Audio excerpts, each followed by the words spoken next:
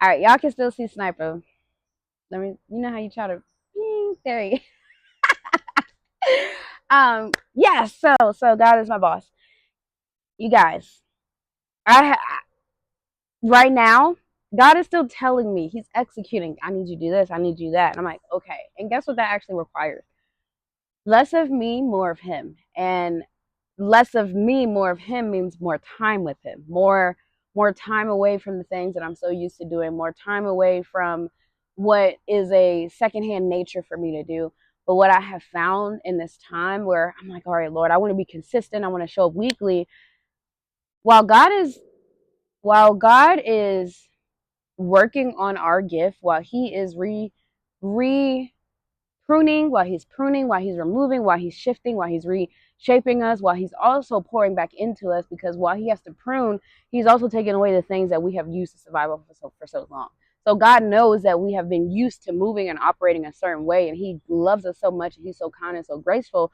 So if God is not rushing the process, why do we feel we need to rush the process? Right? Like that's where we become frustrated. That's when we start to blame God, and you said it was going to happen at this day and it's not happening. You guys, learning how to surrender is also learning how to surrender your plans. I had to do that. I had to surrender my plans in a way to where I was like, you know what, God,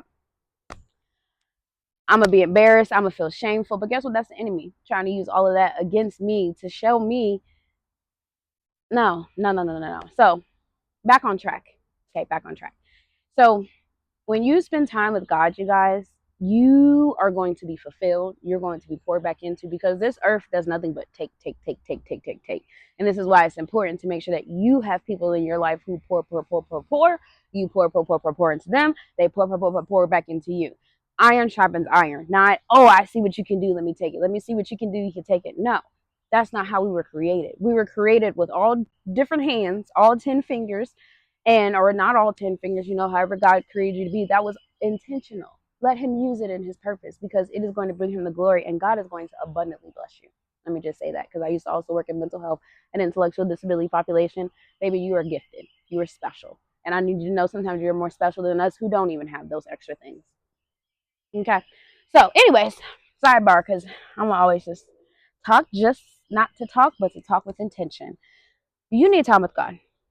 And I love reading that John 20:30, because sometimes God is going to do something. No, let's go back. Jesus is going to do something in your life to let you know that He's real. But are you aware? Are you paying attention? The ways that I know Jesus is real and I'm building a relationship with Him is that when I say His name,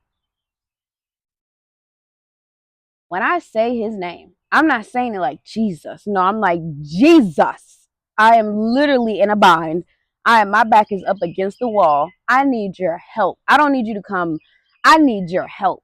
I'm like, I am not enough for what it is that I need help. You are the only person who can help me. And guess who always helps me?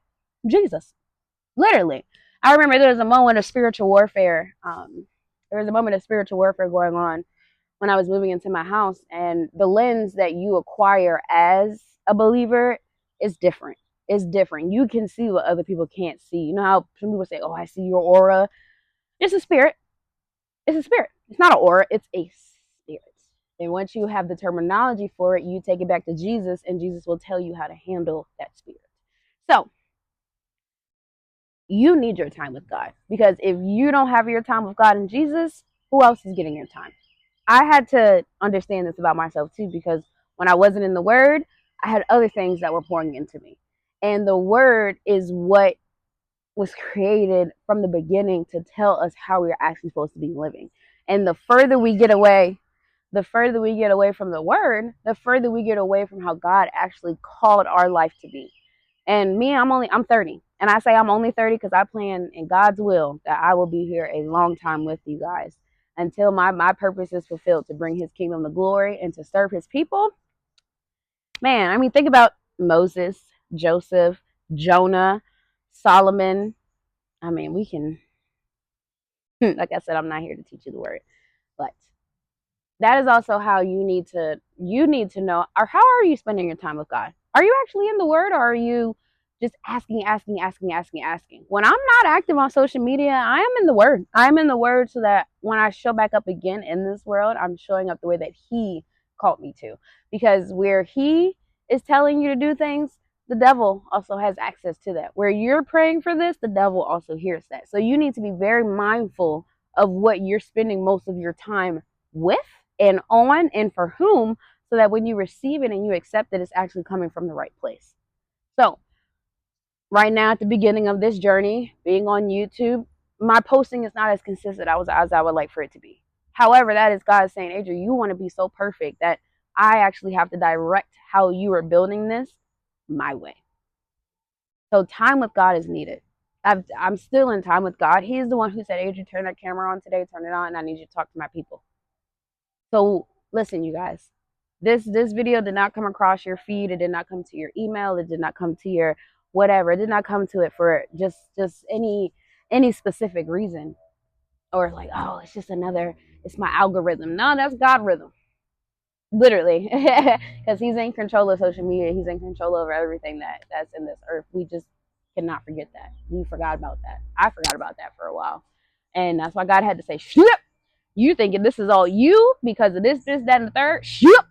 Let me snatch you up, honey, and we're going to put you right into this Bible in an environment that is going to shift your focus back to what I had it to be, so that now you can be positioned properly to execute in the way that I know you were going to, but now it has me in it. So, today, take your time with God. I don't care what it is. If somebody says, oh, you said you'll be free at 5 o'clock. God, what do you want me to do today? God, what does my day look like today? God, who am I supposed to serve today?